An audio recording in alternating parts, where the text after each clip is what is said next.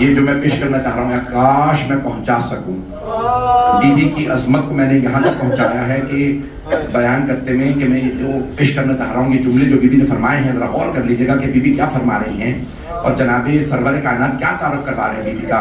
عزیزان گرامی جب جناب سیدہ بزم رسالت میں تشریف لاتی پیغمبر انہیں چومتے اپنی جگہ پہ بٹھاتے. توجہ سارے مجمع کی توجہ کیا کرتے ہیں عزیزان گرامی یہاں تک کہ مسجد میں پردہ کھچا ہوتا تھا پیغمبر اسلام محسوس کرتے سیدہ آ رہی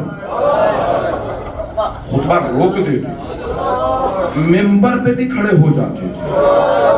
کلما میں اب تو عرب ملک میں رہتا جب جناب سیدہ تشریف لاتی رسالت معاف کر جب اگر آئیں جناب سرور کائنات آئے گھر سیدہ کی بی بی جیسے سلام کرتی ہیں بابا جان تشریف رکھیے بی بی باہر گئے واپس آئے پیغمبر کھڑے ہو آگے پوچھا بابا جان میں دسترخوان لگا دوں. ہاں میری بیٹی بی بی دسترخوان لینے گئی واپس آئے پھر پیغمبر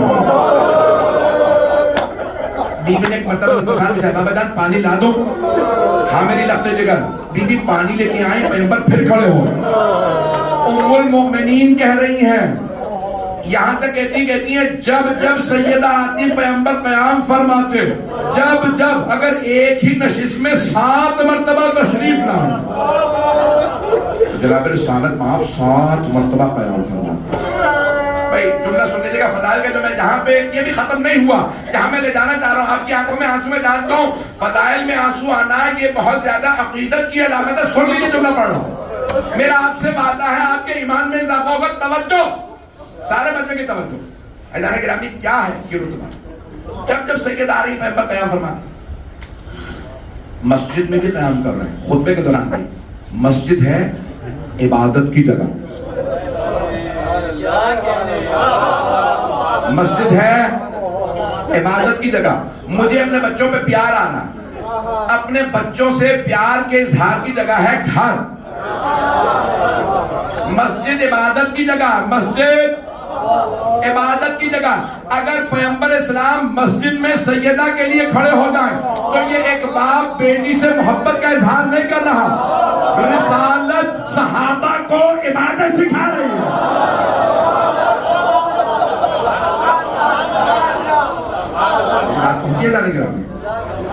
میں جانتا ہوں آنکھوں میں آنسو ہیں عزیزان گرامی جناب سرور کائنات مسجد میں یہاں تک کہ صحابہ متعجب ہو جاتے کیا ہوا رسالت میں آپ خطبے کے دوران گھر جا کے پوچھتے کیا ہوا تھا. بی بی رسول خدا نے پردے کو دیکھا تو ساری خواتین کہتی ہیں سیدہ جب آتی ہے رسول خدا سیدہ کے لیے قیام فرماتے. پوچھ لیا سنیے میں مکمل کروں گا آج. پوچھ لیا صحابہ نے یا رسول اللہ آپ نے کہا ہے ماں باپ کی تعظیم میں کھڑے ہونا واجب لازم ضروری ہے ثواب ہے کیا بیٹیوں کی تعظیم میں بھی کھڑے ہونا واجب ہے؟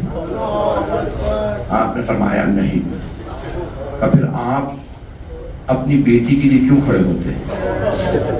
آپ نے فرمایا میں اپنی بیٹی کے لیے کھڑا نہیں ہوں رسالت سیدہ کے لیے کھڑے ہوتے سید المرسلین سیدۃ النساء العالمین کے لیے کھڑے ہوتے.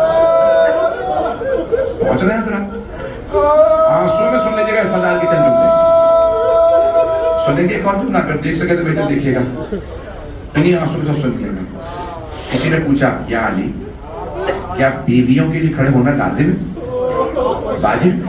آپ نے فرمایا نہیں بیوی کے لیے کھڑے ہونا واجب نہیں. کہا پھر آپ فاطمہ کے لیے کیوں کھڑے ہوتے؟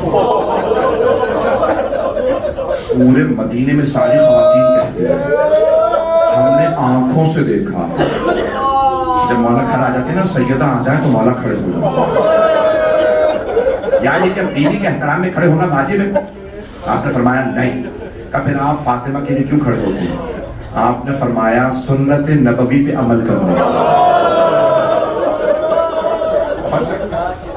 بہت سے بھائی پہنچ گئے میں نے اپنی آنکھوں سے دیکھا. کیا فرما رہے میں نے اپنی آنکھوں سے دیکھا جناب رسالت جناب سرور کائنات میں نے آنکھوں سے دیکھا سیدہ کے لیے کھڑے ہوتے تھے. میں سیرت نبوی پہ عمل کرتا ہوں جب سیدہ آتی ہیں رسول اللہ کھڑے ہوتے تھے، میں فاطمہ کے لیے اس لیے کھڑا ہوتا ہوں ایزان گرامی جس کے لیے کائنات قیام کرے. چلو پہنچ گئے. میں بھی مسائب پہ نہیں آیا، دیکھیے گا میری طرف. قبیلے کا سردار آتا ہے نا، سارا قبیلہ کھڑا ہو جاتا ہے. خاندان کا بڑا بزرگ آ جائے، سارا خاندان کھڑا ہو جاتا ہے. اور اگر سارے انبیاء تشریف فرما ہو، سید المرسلین آ جائے، سارے انبیاء کھڑے ہو جائیں گے. صرف انبیاء نہیں، سارے انبیاء، اولیاء، اوصیاء، ائمہ، مؤمنین، متقین، صالحین کھڑے ہو جائیں گے. پیغمبر بیٹھے کے سب بیٹھ جائیں. اور اگر سیدہ آ جائے، پیغمبر اسلام قیام کریں گے. جب پیغمبر قیام کریں گے، سارے انبیاء، سارے اولیاء، سارے اوصیاء قیام کریں گے. اور اگر سیدہ آئے، صحابہ کا مجمع ہو، کھڑے ہونا دور کی بات، کوئی بیٹھنے کے لیے بھی نہ کہے.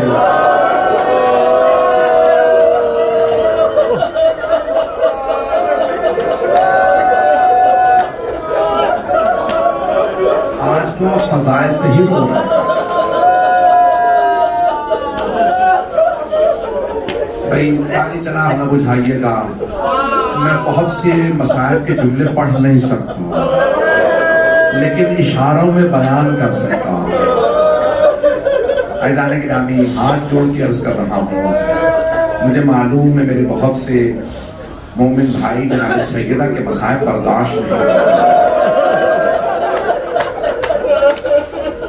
آپ جانتے ہیں نا بی بی کو بڑا صدمہ تھا، میں اتنی دیر کھڑی رہی،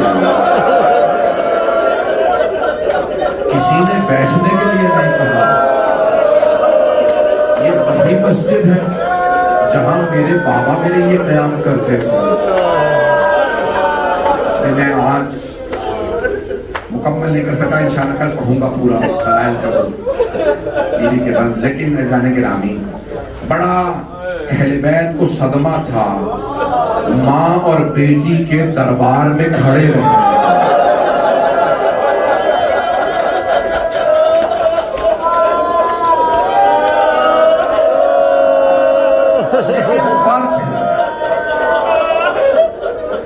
فرق ہے، ماں صحابی کے دربار میں کھڑی رہی، بیٹیاں شرابی کے دربار. صحابی کا دربار کیسا تھا؟ جب بی بی واپس آئی نا تو بال سفید ہو گئے تھے، کمر ٹوٹ گئی تھی بی بی کو، اور بی بی پھر بھلا نہیں پائی. قرآن مقدس کے بہت بڑے عالم کا جملہ آغا سیدری ملانی کا، وہ کہتے ہیں بی بی کے سب سے بڑا ظلم یہ تھا کہ بی بی کو چھٹلا دیا. وہ بی بی جو مباہلہ میں گئی، عیسائیوں نے مباہلہ نہیں کیا. ہم اس بی بی کی نفرین نہیں لینا چاہتے، اور مسلمانوں نے کہا ہم آپ کے فلک کے مقدمے کو نہیں مانتے. پتہ نہیں لوگ ہیں یا نہیں، میں یہ جملے خود بھی پڑھ نہیں پاتا. میں ہاتھ جوڑ کے بھگا سکتے تھے بچے کا. میں 4 سے 5 منٹ کی 10 منٹ کی زحمت دوں گا، لیکن میری درخواست ہے. ایک بہت بڑے پاکستان کے عالم تھے، دیوبندی تھے، وہابی تھے، شیعہ ہو گئے. جب شیعہ ہوئے نا تو مرنے سے پہلے ایک مرتبہ کہنے لگے میری تمام شیعوں سے درخواست ہے.